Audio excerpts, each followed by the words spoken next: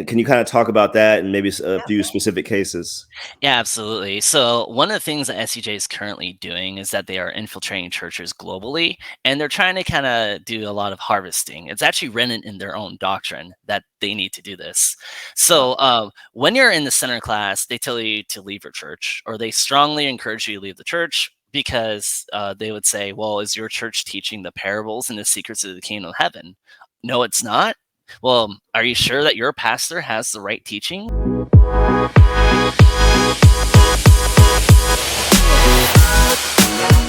Good evening, everyone. Welcome back to another episode on Relentless Pursuit of Purpose, where our goal is to help everyone enter into a confirmed, confident, and eternal relationship with the source of all life and purpose. If you've not already done so, please make sure and hit the subscribe button so that you never miss a video or an interview such as we have tonight.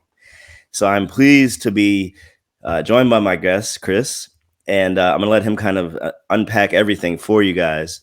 But he actually reached out to me after another video I did on the Shincheonji church. He's a former member, actually. And I guess I'm still scratching the tip of the iceberg on how deep this thing goes. So I brought somebody who is well entrenched, well knowledgeable of all of these things here tonight to kind of help us understand what's going on in this particular church. So, Chris, thank you for joining me. And tell everybody a little bit about yourself. Hi, my name is Chris, and I'm a former member of a Korean cult named Shincheonji, or in English, New Heaven, New Earth. It's a lot to unpack. I think what I'm going to do is I'm going to focus on what does Shincheonji actually believe?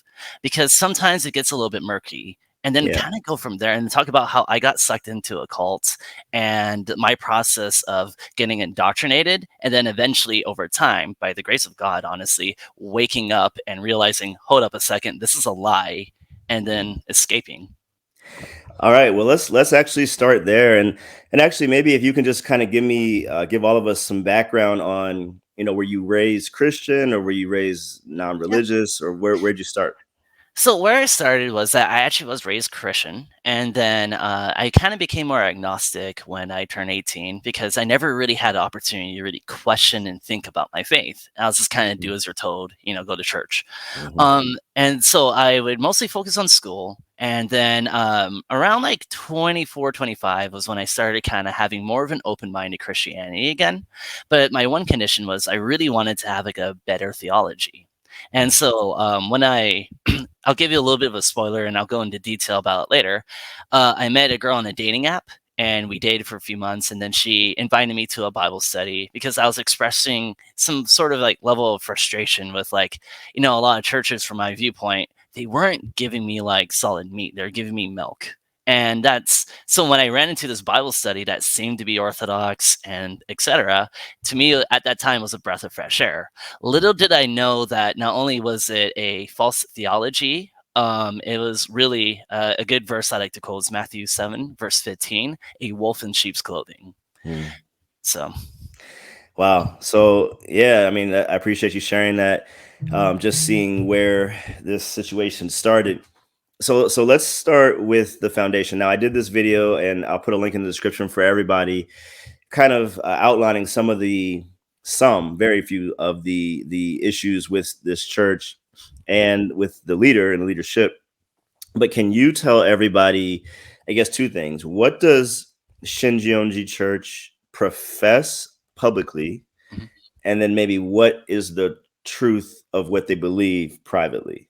If that makes sense. Yeah, no, it does. So if they do have their website, and basically, if I were to give a high-level synopsis of what SCJ believes more publicly now, in essence, that the revelation has been fulfilled and is currently fulfilling, and that in order to receive the true understanding of the Bible, you need to be a part of their church because the leader saw a vision given to him by an angel that unlocks the secrets of the kingdom of heaven. The way that they view the Bible is that the entire Bible, more or less, is a giant parable that only Lee Man-Hee, the leader of SCJ for short, can unlock and explain. And that's what they say publicly. Now, let's go ahead and deep dive privately what they really think, okay? Mhm. So the first thing is that Shincheonji believes that they're the only group that have the correct interpretation, and that in order to receive salvation, you need to be a registered member of their group. And to quote a book real quick, let me go ahead and pull up that quote. Mhm. Quoting from Lee Man-Hee's book, The Physical Fulfillment of Revelation, this means that no one can come to Jesus, gain eternal life, or enter heaven except through the one that overcomes. That's another phrase that they refer to as Lee Man-Hee. Today, revelation is being fulfilled, and salvation can only be attained through the promised pastor, aka Lee Man-Hee, and the one who overcomes. Mm. So now there's kind of like, instead of Jesus being the only mediator between us and the Father, now we need this other entity to give us the correct and true interpretation in Mm. order to receive salvation. And it gets a lot further than that. I'll go ahead and kind of go into like how do they view Jesus, Yeah. and then I'll kind of describe more on a high level what they believe. So before getting into any of the other details, let's go to the central doctrines of Christianity, which is ultimately who is Jesus. They do not believe that Jesus is God. Let's just go Mm. make this clear. However, they also believe that lying is okay as the ends justify the means. So, Hmm. if you, from my experience, when I first started this Bible study, I would ask the teacher at the time, okay, what are your core beliefs? I said, do you believe Jesus is God? He would either say, like, oh, yeah, he's the Son of God, or yeah, we believe that. Yeah, we believe in the Trinity. So, while in reality, they deny it. They actually share many similar beliefs with the Jehovah's Witnesses when it Mm. comes to the deity of Christ. Let's go ahead and deep dive a little bit further. So, the lying now, which I mentioned before, they call it wisdom of hiding. And they justify the wisdom of hiding by pointing out the characters in the Bible like Jacob, who deceived his father, Rahab the spy, or even Abraham lying about his wife. And they said, oh, well, since they did that and still received God's blessing, therefore it's okay as long as we further God's kingdom.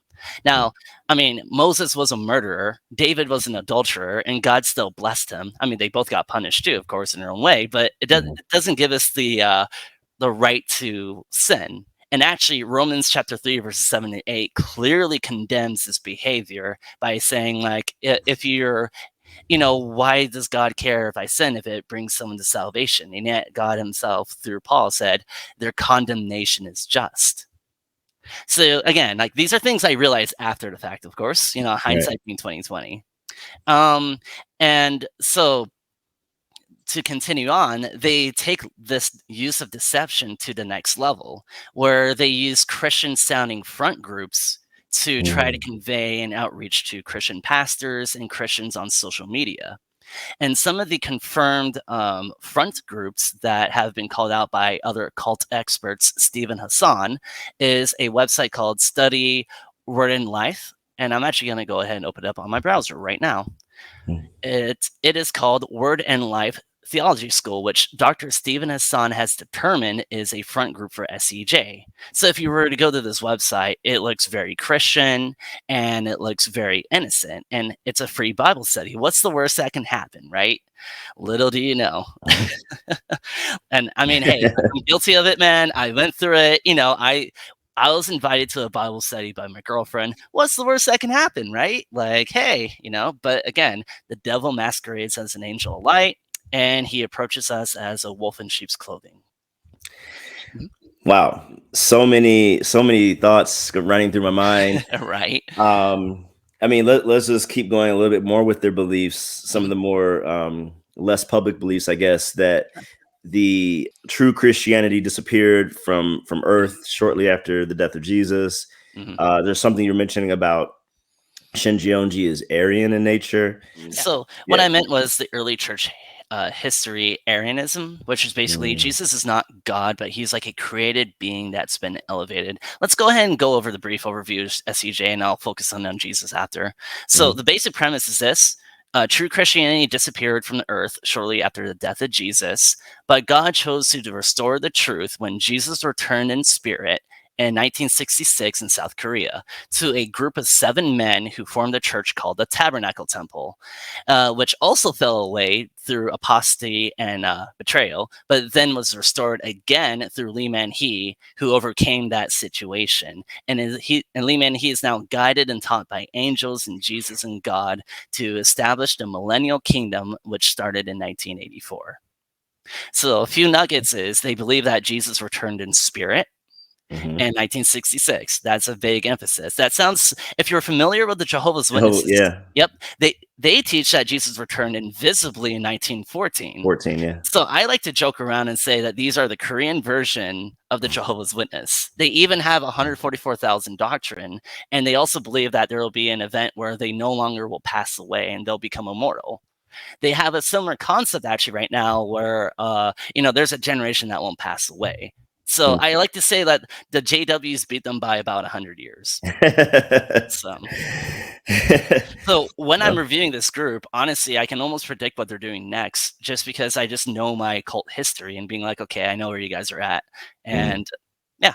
So anyways, to continue on the high overview of their beliefs, the book of Revelation and the fulfillment is the new covenant.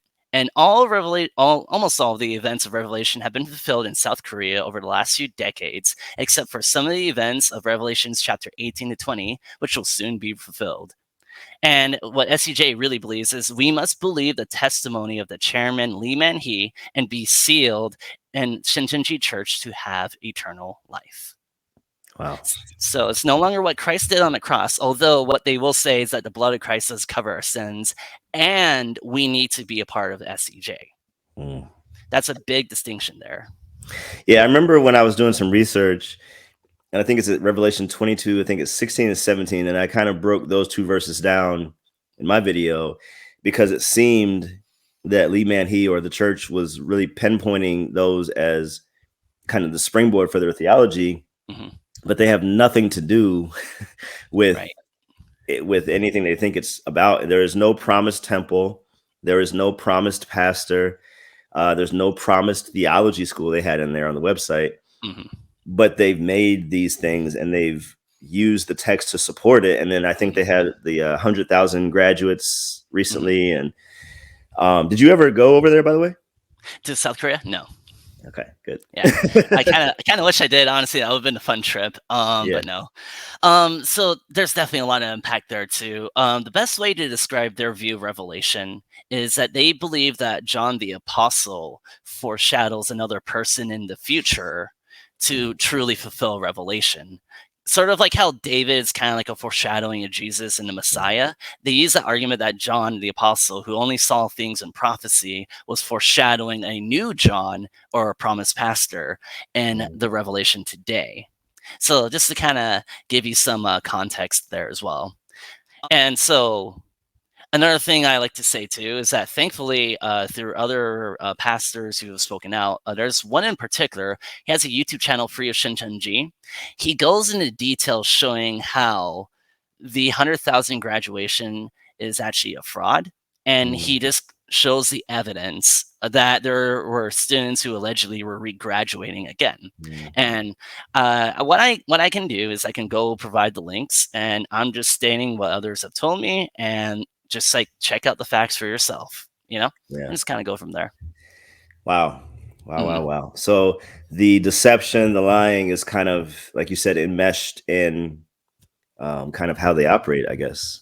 Yes. They're trying to become more open now, but there have been written recordings of like, another example would be how they approach pastors is that, let me go ahead and find the quote yet again. So to quote, there was an internal meeting that was leaked from a different part of SEJ, and this was a former leader who claimed this. Quoting that person, even if the pastor says something that we do not believe, we should not directly say that is not true. For example, if the pastor asks us, what do you think about the Trinity? I think Jesus is God. We should answer, yes, I think so too. Because the ends justify the means. And when I get into my story, it kind of gets reinforced. And I'll give you a little bit more of a spoiler alert, I guess.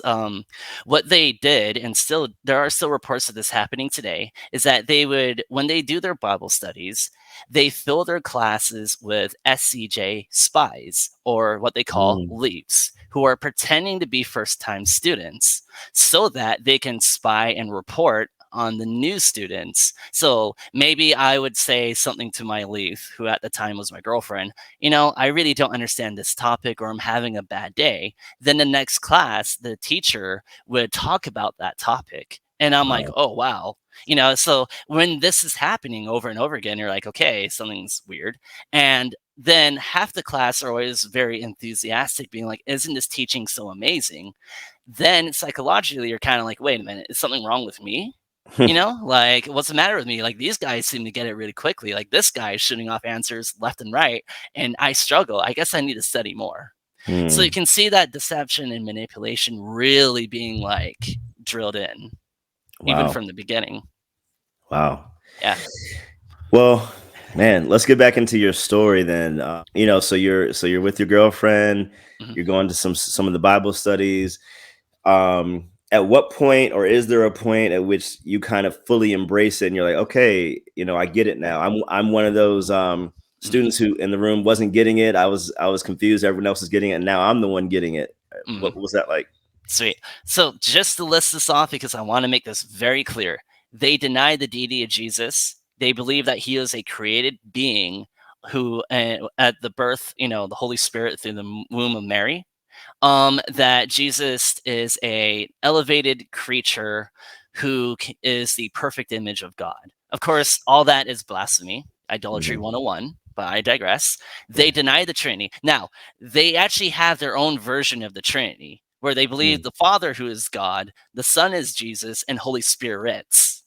So any Ah, spirit belonging to God is a Holy Spirit. So whether it's an angel or spirit or whatever. And that even though the Father is the only God, the only whatever, um, what they believe is that the three entities I mentioned are united in mission. So when a pastor might ask, hey, do you believe in the Trinity? They'll say, yeah, we do, but really they mean a different Trinity from the Orthodox Christian view.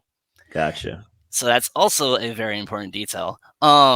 And then other things is like they denied a bodily resurrection. Now, hold up. What do I mean by that? So they do believe that Jesus physically resurrected at first. But in Acts chapter 1, verses 9 through 11, Jesus is lifted up and his body is covered from a cloud.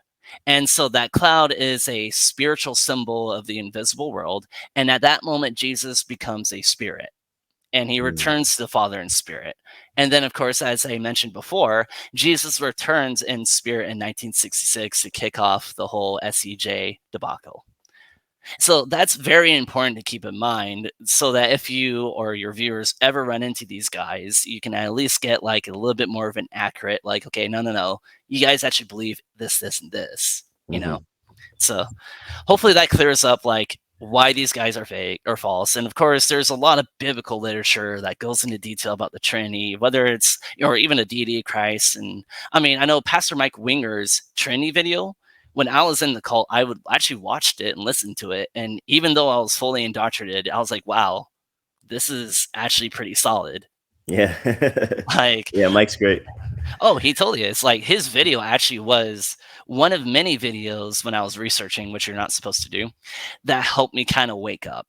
Mm. So yeah, Now, I want to touch on that real quick sure. because that's similar to, Jehovah's Witnesses. There's no windows. Obviously, we all Mhm. seen that. You can only read the Watchtower, and we've already talked about some similarities. But you're saying so they discouraged you from doing any kind of research externally. That is correct. They call the internet the tree of knowledge of good and evil, or poison. Wow. They call people who betray or leave the church dogs who return their own vomit, and they basically they call people who speak out slanderers. So any form of criticism at all against this church is slander according to their point of view. And yeah, so they strawman any opponent basically. And I know Right. the JWs do that a lot too, because when I was in the group, I would also listen to a lot of the ex JW testimonies, And there's another group that's Korean called World Mission Society Church of God. When I was listening to both of their testimonies, there are times where I couldn't tell the difference between their group and my group because of the coercion and the control and the manipulation. It was utterly insane. Wow. Yeah. Well, okay, as far as the kind of theological underpinnings, was there anything else you wanted to kind of share here that would be foundational for us? Yep. I guess. And then, of course, we can do this all day. I'll do two more things: the review in the Bible and salvation, and then after that, I'll jump into like my story.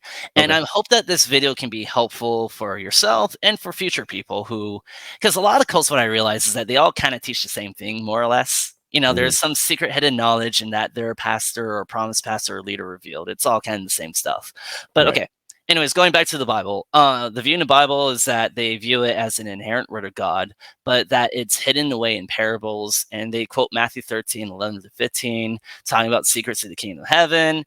Hosea 12:10 talks about the Bible is covered in parables. And Amos 8:11 says that, like, there will be a time where you don't hear much about the word. Okay, cool. And it's not only SCJ that quotes those verses. It actually turns out that World Mission Society Church of God uses the same verses. And another group named Jesus Morning Star or Providence also uses them as well. And for salvation, not only do you have to be a registered member of SCJ, which they call the Book of Life when you sign it, you also Wow. need to be, seriously. You need to be sealed with their doctrines, meaning they'll throw tests at you and you have to pass the test. You need a 90% or above, otherwise you could get in trouble. You Wow. need to recruit, and if you don't recruit, you could be cut off and thrown away. And then you need to be at righteous actions. Basically, you need to be an active member of SCJ. And basically, the leadership that was assigned on top of you was assigned from the heavens and from God. So saying no to your leadership is like saying no to God.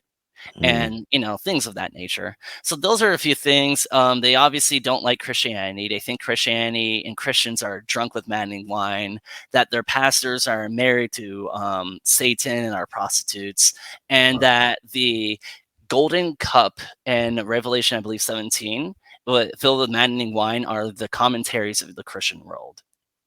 Wow. Yeah, so those are things they don't tell you right away, but I mean, I'm just quoting the book at this point. Wow. And yeah. Wow. Okay. Well, tell me Yeah. how you really feel, right? Yeah. um, Yeah. so they deny the deity of Christ, they deny the Trinity, Mhm. they deny, Salvation by grace. salvation by grace, they deny bodily resurrection in the proper sense, at least. The second coming, I guess he's already come, so there's no, There's no glorious second coming. They Right. literally deny the essential doctrines of Christianity. One of the books that I love is Walter Martin, Kingdom of the Cults, and Walter Martin, Essential Christianity, Essential Doctrines, whatever, drawing a blank. But every single doctrine that every Christian would agree on, they deny it flat out. Wow. Yeah. Okay. Like, I mean, these guys, they may claim to be Christian, but by definition, they are not Orthodox Christians. But they may try to attempt to pretend to be like Orthodox Christians. Yeah.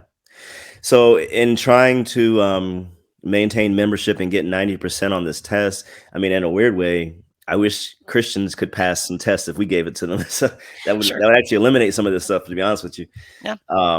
If we just knew our Bibles better. But what was there any dues or fees or anything like that? So from my experience, not for me. There were for other. Okay, so we split the world into 12 different regions, or we call them tribes, and we have 12 tribes, and we have 144,000, like the JWs.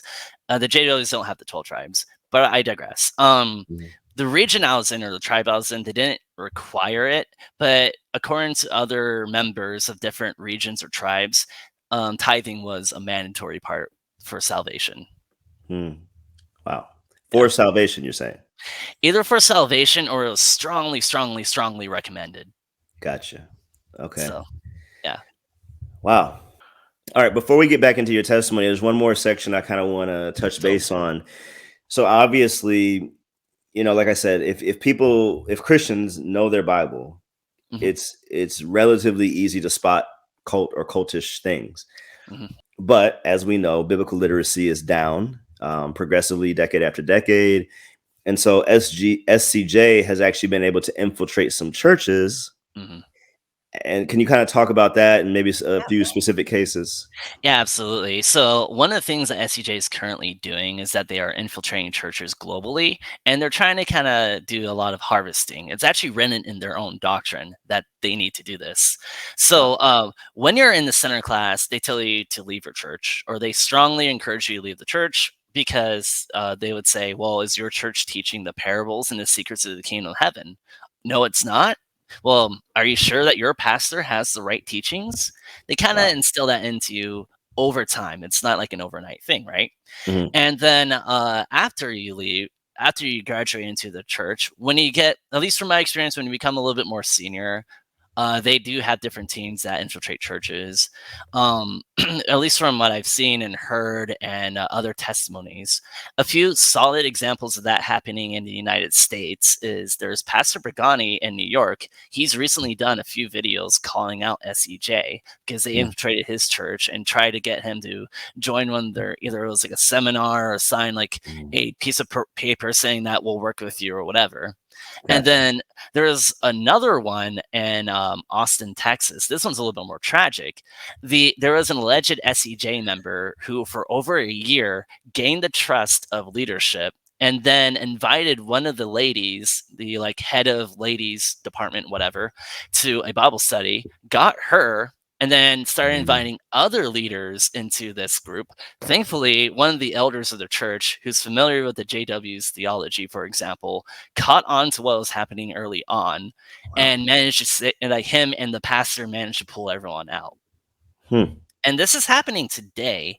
Like this is, we have evidence of this happening globally. And that's why I think personally, just raising awareness about this group is important. Now, I don't expect people to be like SCJ experts, and there's a new cult every day, sure, Right. or whatever. But it's like at least talk about this, you know? So, yeah. Yeah.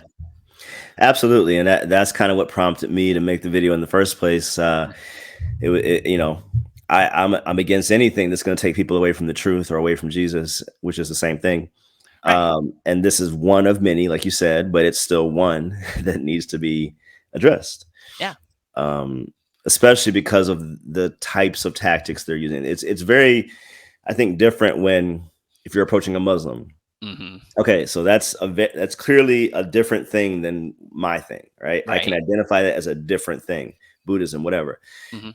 But when it's under the guise of the Christian banner, it's a little bit harder to decipher unless your discernment and your biblical knowledge is on par. So Right. yeah.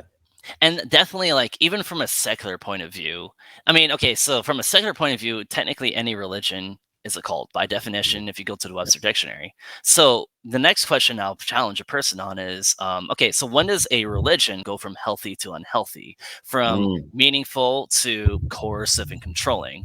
And that's there's good. something called the BITE model, BITE, by Stephen Hmm, Hassan, where he okay. goes into detail about, like, okay, so if your group does, it's like a checklist. The more checks you check off, the more controlling and manipulative it Mm, is. And theoretically, any group can check off a few check boxes. But when your group has a long history of deception and a long history of spying and reporting, you can kind of tell that that's like the next level of manipulation, just saying. So, yeah. yeah. Wow. Now, is this? Mhm, I'm not sure of the attacks that have come against you personally since you left. mhm, Is this similar to some cults where they you know vilify you as you leave or when you leave? JWs, you can't associate. You're excommunicated. You have no friends or community mhm, if you do leave. mhm. What was your situation there like? So thankfully, I had a life before SCJ, Mhm. and I worked full time as a full time adult. So I already had like my established friend groups. Right. I was more or less excommunicated, and when I left, I just cut everything off. I'm like, all right, see you later. There's just no point, see you later. Yeah, Well, let's get there, and I mean, let's back up from that yeah. point and go back to so you're in it. Your girlfriend's kind of got you in it. You're Mhm, learning. You're not the expert yet. mhm. Well, first, how long were you in it? Yeah. So I was involved with SCJ for about 3 years, and I'll just start from the beginning and Yeah, just let's the do whole that. shebang. Okay, so what happened was this. It's 2018, and I meet a girl on a dating app, and we begin to date. And I'm from the Seattle area. She's a Christian. Finding a Christian in Seattle, good luck. You know what I mean? So I'm like, all right, cool. And at the time, I was Christian-ish. I was more agnostic, but I just wasn't really sure. And I was kind of like going to churches, trying to figure that out. um, so she invites me to a Bible study, and we started in August of 2018. And it's just me, her, and a teacher at a mall in the greater Seattle area. And, so what they normally do is they start out with like normal Bible stuff that anyone would agree with, any Christian would.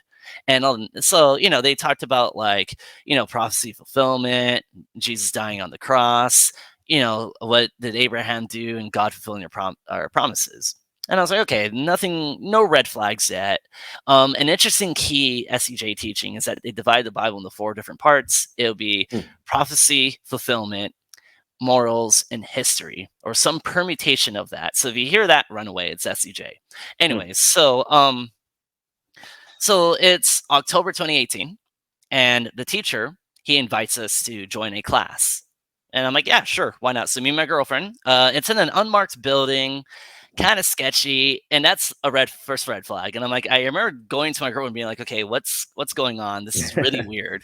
And she's like, yeah, I know it's weird, but you know what? Let's just give it a shot. And this is my girlfriend. I put my guard down. What's the worst that can happen? Let's go. And mind you, I'm still not aware that this group is SEJ. I remember asking him, okay, so what, like, who are you guys? Mhm. And he either gave me like a front group name or he kind of just avoided the question. But I really let my guard down just because, again, my girlfriend invited me to it. I'm sure it's fine. Um, so from October of 2018 to 2019, it's a year-long class. We were doing it Oh, at first once a day for an hour to twice a day for 3 hours. And wow. then sometimes we even meet up 3 times a day or 3 times a week to have a review session and study. One of the things that a lot of cults do is that they consume more and more of your time so that you become more involved and isolated from the outside world. Yeah. And that's a very common tactic for coercion and control. And so, I mean, and it's like a frog boiling in water. They Mm. slowly turn up the heat. They don't, it's obvious to an outsider, but when you're inside it, it's like a closed off circuit. You don't realize, like, wait a minute, I'm being coerced right now, or I'm being manipulated. Mhm. So, halfway through this class, me and the girlfriend, we break up. And so she steps Mm. down. And I'm like, okay, that sucks. She says that she'll just take another class, or apparently was another one happening in parallel. And then so in October of 2019, this is where it really became sinister. So that is when they reveal at the very end, hey, by the way, we're Shincheonji, and half the people in this class are spies. So people who I studied with and spent a year with, learning the word with, breaking bread with, really almost like becoming like, a family to me, they're lying to me. And Wow. they're doing screenshots of private conversations, reporting on me, and this whole thing was a setup. And the worst part was when I realized that my then girlfriend was a part of this group from the very first day that we met, and that she lied to me the entire time. Mm. Now, So she was she one of the spies? she was my maintainer or spy. Yeah. Wow. Yeah. So you can imagine the betrayal of trust in that, right? Like that's a He lot was to you take said in. I'm sorry, I didn't mean to cut you up. Yeah, no problem. Maintainer, so there's like a specific person assigned to each new person in the class? Yes. Wow. It's very thorough, and we oftentimes this group would use Telegram to message. It's all encrypted and secretive, right? Hmm. And they say that they don't do that anymore, but at least what I've seen on other testimonies, it's still a reoccurring thing, you know. Wow. So, anyways, so you can imagine now the betrayal of trust. And for the ex girlfriend, so first of all, she left before I did. And I want to make this clear. I'm not mad at her. I understand why she did what she did because she was just trying to save me. I don't think she dated me just to get me in. I Right. think she at one point did care, but that's her way at that time, as messed up as it was, of her showing her care for me. So, but Yeah. I'm more mad at the system that claims to be like this final second coming of Christ would even allow such a deceptive way to, recruit. Mm. So that was my first year. The last 2 years, I was fully convinced at that time. There's even a video of me praising their doctrines. I'll send it to you after this call, Wow. where I'm like, yeah, this is amazing. They taught the from Genesis to Revelation, blah, blah, blah. And I mean, I will realize that the way that they interpret the Bible is completely off. Yeah. But yeah, so that's October 2019 is when I joined. And So let me just catch up. So this is at the end of your year of training, right? Your first year of training. basically, And then at that end, what you said when they reveal kind of, there's been spies in here and we're Shincheonji and all that. mhm. So was it a situation like, well, I'm already in it for a year, I got to stick it out now? Mhm. Or, what was it that at that revelation, Yeah. no pun intended, when they revealed that to you, Mhm. what made you not just say, all right, I'm done? That's messed Right. up. So for an entire year, they drill into like, okay, we have the highest truth, and then they kind of plant in you from the very beginning Mm, that Satan's on the prowl trying to get you. gotcha. And there's a few psychological things which I'll point back to the bite model of coercion, right? Of like when you hear the same subtle message over and over and over again, I don't care how smart you think you are, you're gonna fall, you're gonna believe it. That's how propaganda works. We've seen this on Facebook echo chambers in Yeah. politics in the US, you know? Yeah. And so that and that was a big wake up call because now that I'm out of this cult, I now see, oh, this is how powerful propaganda can be. And that's the first part. There's the second thing is that there's a psychological test called the Ash conformity test, where a group of psychologists did something similar, where they filled the room with a bunch of people. They're all saying the wrong answer, and then you get one guy or girl to go in that room and see if they would withhold to the truth. I think the success rate was like 40% of the people eventually conformed, and that's only after like a day or two. Now imagine doing this 2 to 3 times a week for multiple hours for an entire year. And Wow. then on top of that, you have strong friendships in this group too. So there's definitely multi layers of this too. And on top of that, I did sincerely believe in their doctrines. I was like, hey, this makes sense, at the time, and I am just going to go all in on this. So that's kind of what happened. They also had their own fulfillment of revelation too, and they had their photo evidence. And a lot of this has been dispelled on a website called examiningthesej.com. And also there's a subreddit of former members called r/Shincheonji. I'll also send you these links as well. That people who left the group or the examining the SCJ site basically kind of gathered a lot of the information and put it on one site because you can Yeah. imagine it's kind of hard to find information out about this group. Yeah. You really have to dig, so Yeah, I did have to do a bit of digging myself when I was doing my research, and so I'm grateful to have you here today.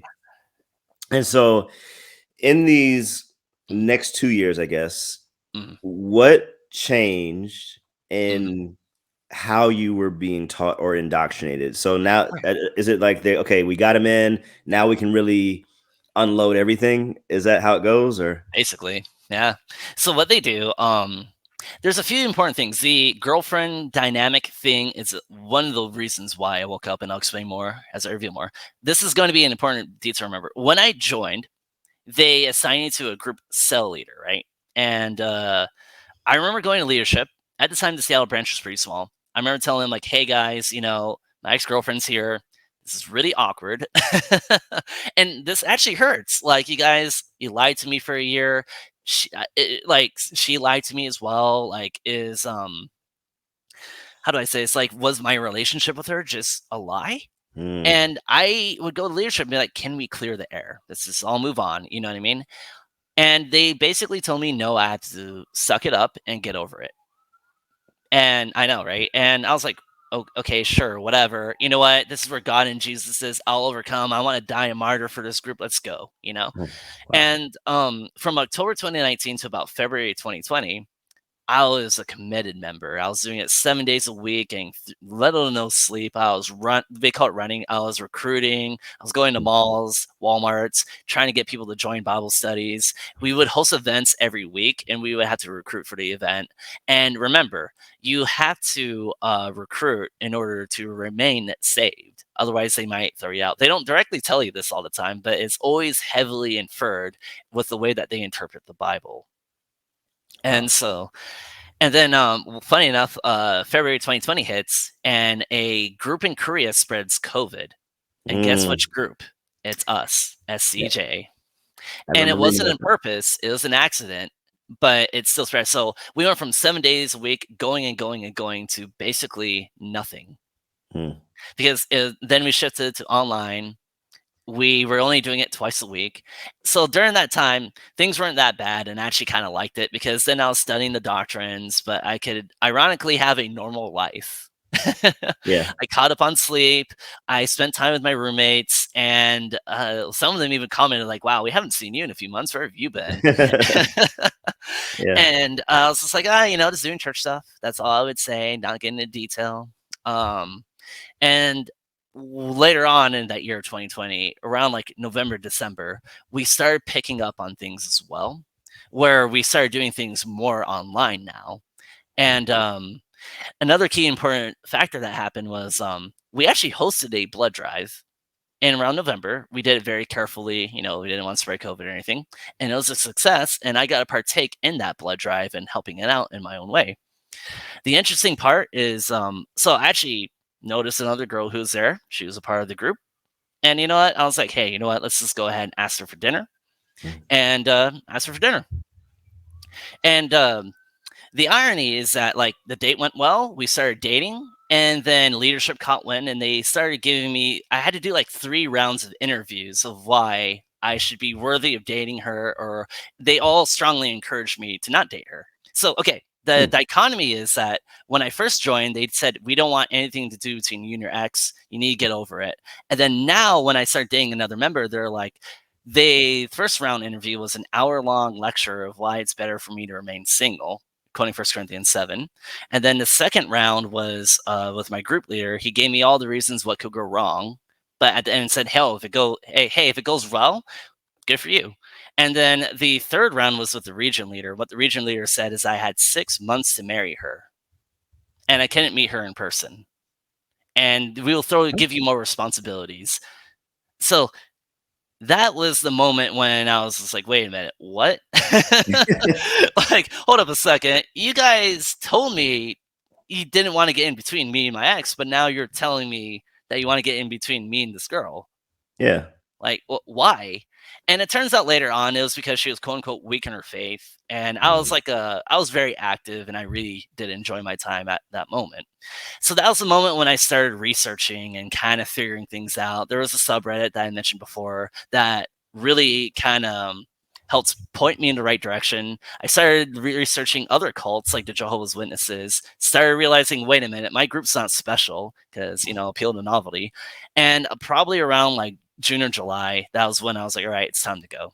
And another key important fact was the Trinity video from Dr. Mike Winger, or Pastor Mike Winger.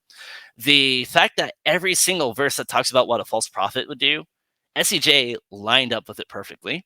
And just listen to the World Mission Society Church of God and JW's, their testimonies.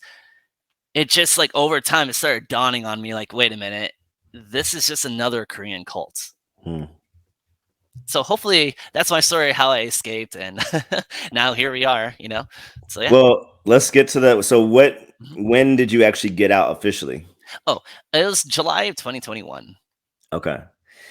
Wow. So about almost 3 years you were in there, huh? Yeah, about 2.5 to 3 years. Yeah. Yep. And so you're watching the videos, you're watching these member videos of different cults, not just yours. And how long does that process take of you kind of having your eyes open, sort of? Yeah, it was like a 6-month process. Wow. And because again, like this to me was my truth or the truth. And this is my whole identity. Other things that also helped out too was my roommates. They would knock on my door and just be like, "Hey, Chris, come outside, eat some food with us, play some board games with us, Right. and and my close friend, love the guy to death. He's like a brother to me. He just said small things like, "Hey, Chris, how much sleep have you gotten?" Or "You spend a lot of time at that church. Can you write out your schedule for me?" And I'm like, "Oh, no, I don't. I don't spend that much time." And then when I objectively look at my schedule, I'm like, "Oh, onto something," like, wait a minute. And, this through very loving and patient, kind gestures, they also helped me. I don't think they even realized it. They also helped me wake up as well. Like, they didn't even care if I was religious or not. What they cared about was like, hey, you should probably get at least more than 4 hours of sleep. How about we Yeah. start off with that, Yeah, no, for sure. So, I mean, were they ever on your recruiting list? So they're agnostic, and SCJ normally targets Christians, but No. I did invite them to some events, and they're like, oh, it's a Christian event. All right, whatever. They only target Christians? Normally they target Christians. Yep. Mm. And that's why we target churches and stuff, because the established foundation of the Bible is the word of God. That's normally what they do. They call it the harvest field of Jesus Christ, basically. Mm. Yeah. Wow. Yeah. Um, so how global are they at this point? They're all over the world. So they're all over Europe. They're currently in Africa, especially South Wow. Africa, and the United States, South America, Korea. They have a big presence in Australia and New Zealand. Mm. There's been a lot of people from New Zealand who's been speaking out, and there have been some pretty solid articles that go out against and talk about in detail about the recruiting and the coercion. Mm. There's another guy who's a former leader who planted churches throughout Africa. His name is his name is Laurie, but he's SCJ skeptic, and he does a really good job at explaining like some of the failed prophecies and fulfillment issues and the psychological reasoning behind the control cults. Definitely recommend that for people. And there's another person named Little Bird who also wrote like a 45-page Google document that was transferred over to that examining site, and he goes into detail getting hold of like older books from like the 1980s and talking about here are some of the changed and updated doctrines. And that's Mm. important because what SCJ teaches is, okay, when prophecy is fulfilled, you can't change it. And yet here's photo evidence, and using Lee Man-Hee's own writing, things change. And another important thing is that Lee Man-Hee, I'll go ahead and talk about the failed prophecy that happened Yeah. recently. So Lee Man-Hee used to teach that he ate the open scroll in the spring 1980. So what that means is that he saw and heard all of the events of Revelation, and that he can testify to all the events in detail. Mhm. So this was important because what was taught in about Revelation 7, what happened is the following. So we divide the world into 12 different regions called tribes, and there are supposed to be 12,000 sealed members, or 144,000. So what that means is they basically are pastors who can teach the word, and they pass all the tests with flying colors, and there's other metrics. And then after the 144,000 are selected, after this, the Great Tribulation was supposed to begin. What happened in reality was that the Great Tribulation, which they call COVID-19, began before the 144,000 were selected. In fact, 7 out of the 12 tribes did not have the sealed 12,000 per tribe. And one of the tribes didn't even have 12,000 members to begin with. Hmm. So Deuteronomy 18 talks about, hey, if there's a prophet who claims to be on behalf of God, but something doesn't go according to what he has said, don't even fear him. Right. Other things that were supposed to happen is that the Great Tribulation was not supposed to affect SCJ. And yet it clearly did, as Right. they got chastised in South Korea for accidentally spreading COVID. All over And the world, because I saw it too. Yeah. yeah, all over the world, right? So it's like there's a lot of details like that that are very important that they try to sweep under the rug. So how does SCJ counter that? They now say, oh, well, Lee Man-Hee's now in constant communication with Jesus and the angels, and he can update it basically at any time. It's Mm. similar to the new light that the Jehovah's Witnesses use. Mhm. But, SCJ version of the new light, more or Yeah. less. Yeah, It's there's so many ridiculous. similarities. It's kind of freaky. I mean, they Mhm. all cults seem to have this one central leader. I mean, Mhm. that's probably the biggest factor. Um, yeah, it's just so eerily similar. Wow. Yeah. Yeah, no, So so imagine me listening to the Jehovah Witnesses, listening to some of their teachings, or listening to how they, the faithful and wise servant, we have the same thing, food at the proper time, Jesus returning in spirit. I'm just like, wait, what? Wait, hold up. You guys also have 144,000. Mhm. They SCJ tries to make the appeal a novelty, meaning like we're the only ones that do this, and it's like there's a cult literally called the 12 tribes that have 12 tribes. Mhm. And they would say like we're the only ones with 12 tribes. Like, no, there's literally other cults that No. do it. I mean, Yeah. I deal with Hebrew Israelites all the time, and they're big on that, and their Yeah. 12 tribe chart is ridiculous. You know, But so yeah. now I mean, the last time I heard, they're actually starting to not use that argument anymore because it's been thoroughly countered. But I remember just like reading that and being like, okay, SCJ doesn't have anything really special. They try to say, oh, we're the only ones that can explain Revelation. Dude, there's George Ladd, John MacArthur. There's a bunch of mainline Christian, Protestant, and Catholics who can explain Revelation verse by verse. And they're like, we're the only ones that have fulfillment. World Mission Society Church of God has fulfillment. Jehovah's Witnesses have fulfillment. Like, there's a lot of these groups that also make the same claim. Mm-hmm. Yeah, there are. And like you said, they're growing by the day. Yeah, exactly. Unfortunately. Right. All right. Well, Chris, man, thank you so much for sharing what you shared. Thank you so much for, being willing to share this testimony. And thank God for, revealing himself to you so that you can come out of this situation. Is there any final words you want anybody to know about SCJ specifically or cults in general? I think cults in general, this is something that we, as Christian body, we need to talk about this. Like, the unfortunate common response I hear from a lot of Christians whenever I talk about this is, oh, nothing new under the sun, or like, well, you just need to know your word. Okay, so let's dissect that a little bit. I agree. You need to know your word, know your theology, know why Christ is God, and watch Pastor Mike Winger's video on the Trinity, because he actually goes through a lot of the common arguments that are used against the Trinity. And make sure to at least know that, because you'll be surprised that, I mean, not too many people, and I'm guilty of this too, could actually correctly define it, Yep. And I'm guilty of that as well. And another thing that I kind of want to give a warning to, when I was recruiting, it was the people who said I would never fall for that, who I found to be the easiest to manipulate. Wow. Interesting. Yeah. And it was the people who were humble enough to say, yes, this can happen to me. They were the ones who always had their guard up. It was the people who said, oh, this won't happen to me. I know too much of the word. That's an example of them putting their guard down. And Interesting. so, there's things like that, because like that is a common response that I get. Another common one is like, oh, well, when counterfeiters, who are professionals spotting counterfeits, what about that? They study the real thing. Yes. And they also study what the common mistakes are of counterfeiters. Mm. So that's good. That's really good. Yeah. So again, I get it. You don't have to know every single group out there, but for someone to just pretend and kind of put their head in the sand, that's also, in my opinion, just as dangerous. Yeah. Amen to that. That's what. Yeah. Well, thank you once again. And thank you all for tuning in.